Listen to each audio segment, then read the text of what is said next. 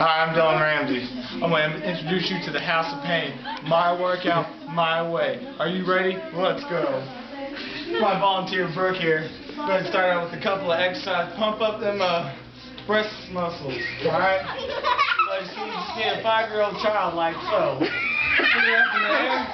1, 2, 3. 1. Oh. This baby's about having a child. Now we're going to work the curl muscle. So I'm going to need my volunteer Brooke. Get like this. 1, 2, 3. Oh, yeah. Feeling it right now. Okay, now that I got my upper body worked, I'm going to head down south to the side, the buttocks. So what I'm going to need my persistent Brooke to do is get behind me like so. I'm going to do a couple of squats. Ready? Go. 1, 2, 3. Now I'm going to need you to step back as I finish my last activity, the bench press.